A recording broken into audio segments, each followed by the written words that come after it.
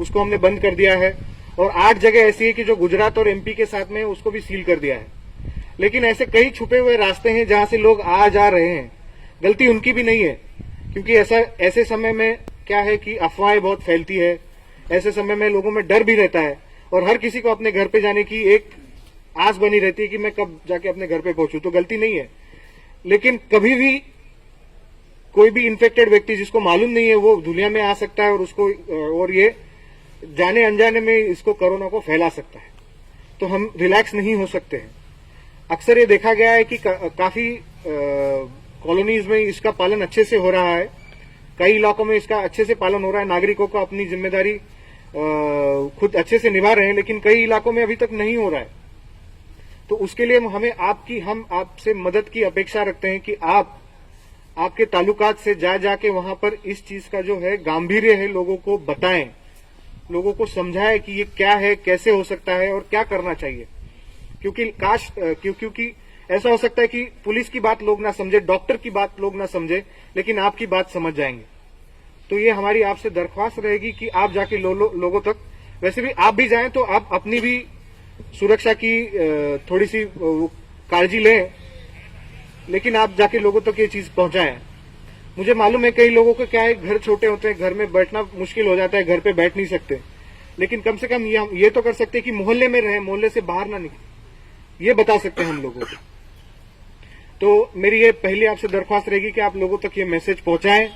और जो लॉकडाउन है इसको 100%, अभी एक स्टडी जो गवर्नमेंट ऑफ इंडिया ने की है उसके मुताबिक ये बोला गया है कि एक इन्फेक्टेड व्यक्ति अगर लॉकडाउन या सोशल डिस्टेंसिंग का वो फॉलो नहीं करता है तो 800 लोगों तक ये कोरोना वायरस फैला सकता है, 800 लोगों तक।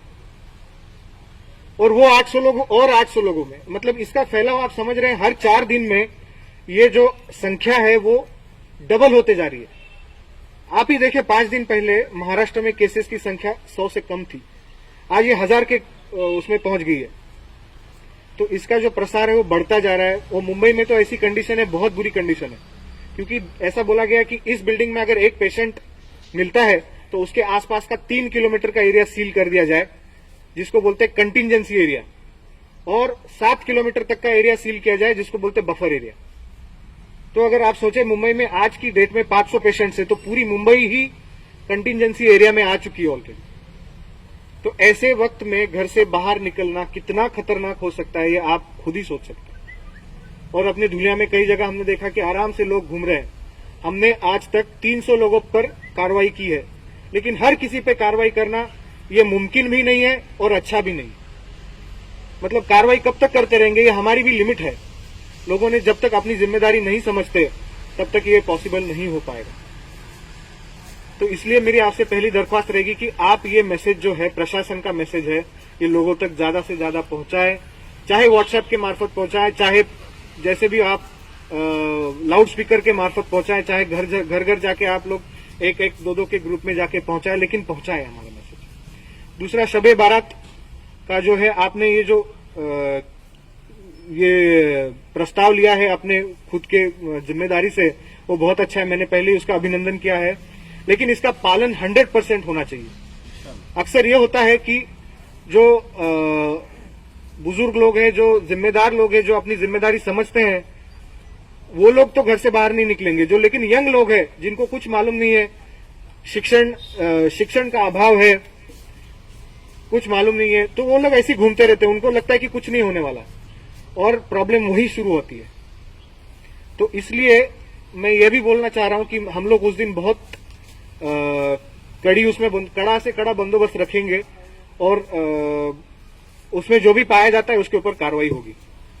ये भी मैं यहाँ पर बिल्कुल क्लियर कर देता हूँ, क्योंकि इसी दौरान ऐसे, मतलब ये हमारे मुस्लिम भाइयों का ही नहीं, 14 अप्रैल का भी एक महोत्सव है, डॉक्टर बाबा साहेब अम्बेडकर जयंती का है, तो उसमें भी हमारे जो दलित बांधव है उन्होंने भी अपनी खुद की पहल से एक ऐसा प्रस्ताव अपने आप ही स्वीकार कर लिया है कि वो डॉक्टर बाबा साहेब अम्बेडकर जयंती घर पे ही मनाएंगे। तो उनका भी मैं यहाँ पर अभिनंदन करता हूँ, और उस दिन भी हम लोग बंदोबस्त पूरा रखेंगे ताकि लोग ज्यादा से भीड़ इकट्ठा ना हो। हमें इस लॉकडाउन में बस एक ही चीज फॉलो करनी है, वो है भीड़ इकट्ठा ना हो और सोशल डिस्टेंसिंग। और वो हमारी जिम्मेदारी, हम उसको पूरा करेंगे। आप लोगों के साथ की जरूरत है, जो मुझे लगता है कि आपने अभी जैसे बोला आप करेंगे, और हमें पूरी उम्मीद है कि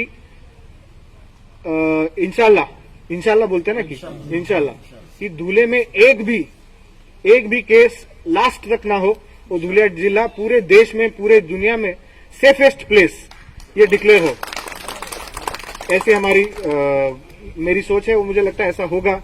हम सभी अगर मिलके काम करेंगे तो ये जरूर हो पाएगा। रही बात जो लास्ट में मुद्दा उपस्थित किया था, उसमें एडिशनल एसपी साहब ने भी बोला कि हम लोग बिल्कुल सख्ती बरत रहे हैं। जो भी फेसबुक हो, व्हाट्सएप हो, उसमें धार्मिक तेढ़ निर्माण करने वाले कोई भी मैसेज डालेंगे, हमारी पूरी नजर उसमें है। हमको खबर मिलती रहती है और हमने अभी तक गुन्हे दाखिल भी किए हैं उसमें पूरी कड़ी से कड़ी कार्रवाई होगी। बिल्कुल सही बात है कि किसी एक समुदाय को दोषी के मतलब आरोपी के कटघरे में खड़ा करना ये बहुत गलत बात है। ऐसा नहीं होना चाहिए। अभी ये वक्त है कि सबने मिलजुल कर, सारे जात पात धर्म वंश आदमी औरत ये सब भेद पूरे भुलाकर एक साथ काम करने की जरूरत है।